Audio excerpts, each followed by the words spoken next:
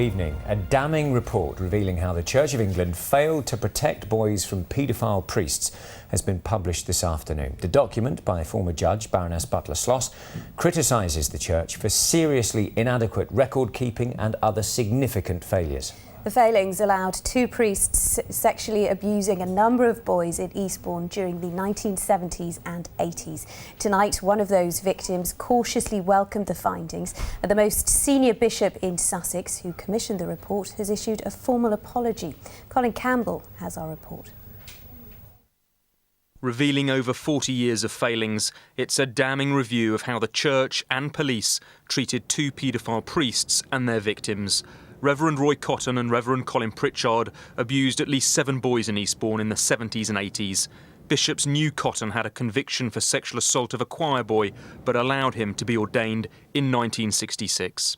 I'm not trying to explain or justify any of the mistakes which Baroness Butler-Sloss has drawn attention to.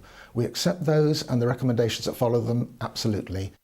In her review, Baroness Butler-Sloss concludes that across the Diocese of Chichester there was a lack of understanding of the seriousness of historic child abuse, that senior clergy, including bishops, were slow to act on information available to them, and that there was inadequate communication from the senior clergy and seriously inadequate record-keeping. How can it be possible that there was nothing put inside Roy Cotton's blue file, no information between 1971 and 1998. Nothing about his arrest, nothing about complaints from victims, the fact that he moved parish twice. What do you make of that? Well, if there is bad record keeping, and I'll take your word for what you've just said, that is one of the areas that's got to be put right. The review also identifies a failure to respond appropriately to victims.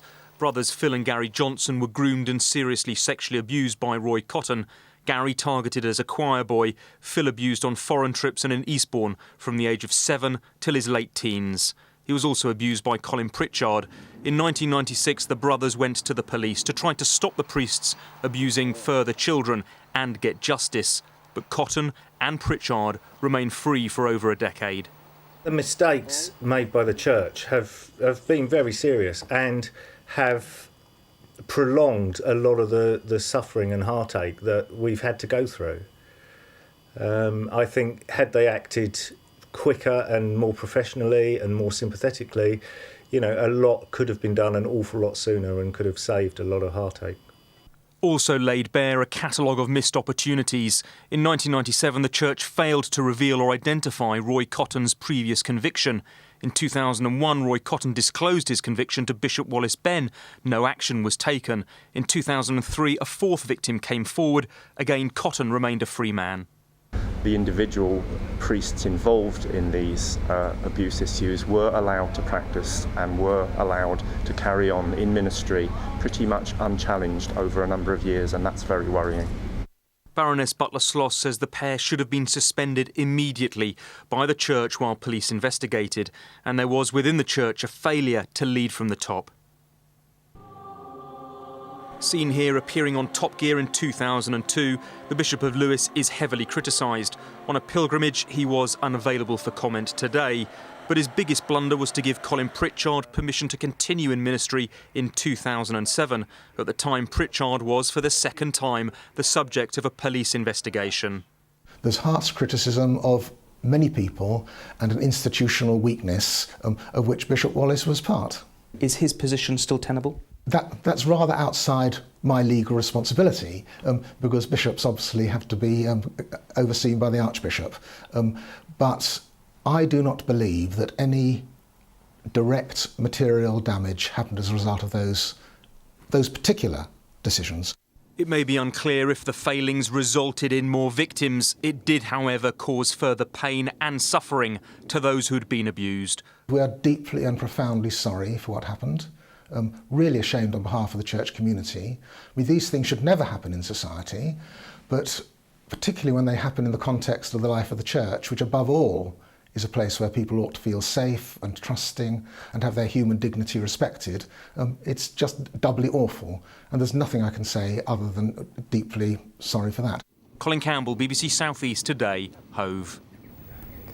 Well, the report also criticises Sussex Police, accusing them of poor record keeping and of treating the victims with a lack of seriousness. But tonight, police have defended their actions over Cotton and Pritchard, saying that they have no reason to believe their investigations were in any way inadequate. Catherine Downs reports. Roy Cotton's crimes were reported to Sussex Police in 1996. Arrested in December the same year, the priest was charged at Hastings Police Station with sexually abusing minors. But the investigation never progressed any further. Tragically, just like the church, the police didn't find Cotton's previous conviction for child abuse, either because it wasn't on the police database or because they failed to look. In the review, Baroness Butler-Sloss describes this as a serious oversight by the police. She goes on to say that their failure to find Roy Cotton's conviction was a major contribution to the failure to deal properly with him immediately after his arrest, and that Sussex Police's approach to allegations of historic abuse appears at the time to have been superficial. Obviously, we're disappointed with some of the comments within the report that are directed towards Sussex Police. Do you accept, though, that mistakes made by Sussex Police in the past allowed Roy Cotton to escape justice?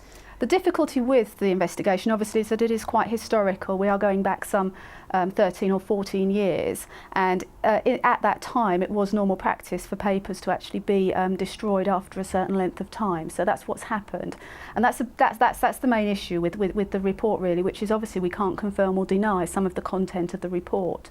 But the report says there were further errors. After 3 years, Sussex Police destroyed all transcripts of interviews and records they held on Cotton and Pritchard. Victims Gary and Phil, though, claim they were told the files would remain open in case further victims came forward. The report claims a further victim did emerge in 2003, but there were no previous complaints to link it to.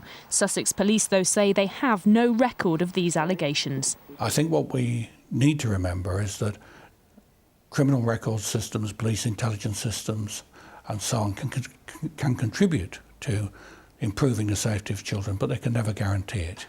Sussex Police say they've always investigated allegations of historic child abuse with great care. Catherine Downs, BBC South East Today. Well, our exclusive investigation into the activities of two paedophile priests was one of the reasons that the Church of England commissioned the Butler-Sloss report.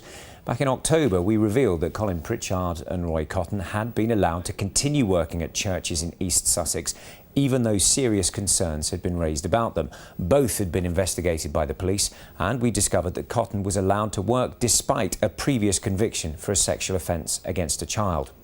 2 weeks ago, two brothers who'd been sexually abused by Cotton waived their right to anonymity to criticise the church's failure to protect them. So what will happen next? Well, Baroness Butler-Sloss has made a series of recommendations. She says that historic child abuse allegations should be taken just as seriously as current ones and require exactly the same response from the church.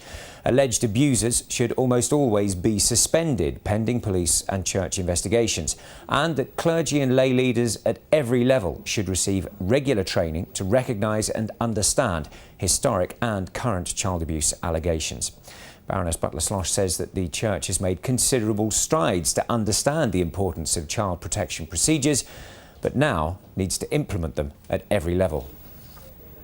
Well, I am joined by Anne Lawrence of the Victim Support Group Ministry and Clergy Sexual Abuse Survivors. What is your reaction to today's report? Do you welcome it? Do you think it goes far enough? We do welcome the report because transparency is crucial if we're going to get safeguarding right in the churches. However, these reports never go far enough. They never really say what is going on in the churches and what led to the inadequate responses. In the Butler-Sloss report, it's quite clear that she's saying that people were well-intentioned, that things just went wrong because they didn't know. But then that does seem to be a theme running through this, doesn't there? People want to believe the best. You've got the situation in 1954 where you've got the Bishop of Portsmouth saying he was clear in his own mind that Roy Cotton was more sinned against than sinning, and that he'd pleaded guilty to spare the boys concerned having to appear in court. You jump forward and she's saying that police and the church still not taking those sort of allegations seriously enough. Exactly. It's quite shocking to know that in 2007 they were granting a PTO to a man who'd had 2 investigations and was undergoing this investigation that led to his conviction. Quite clearly in 2007 they're still not taking it seriously enough. And we are very concerned that there seems to be an institutional dynamic within the churches and within many institutions, even within the police force, that seems to suggest that these allegations really aren't that serious. It was a long time ago, and we don't have to worry about it. So therefore, can a report like this really change the situation, or does it need to go much further than that? I think it needs to go further, and we are calling for an investigation, an inquiry into how all churches respond, and especially the Church of England. Our report that you highlighted in your last, in May the 11th, clearly also recommended that many dioceses have similar problems. OK, Anne Lawrence, thank you very much. Well, you can read the Baroness Butler-Sloss report in full by following the link on our website, that is bbc.co.uk/Sussex, where you will also find a link to a charity that helps victims of childhood sexual abuse. There is also a longer interview with the Bishop of Chichester.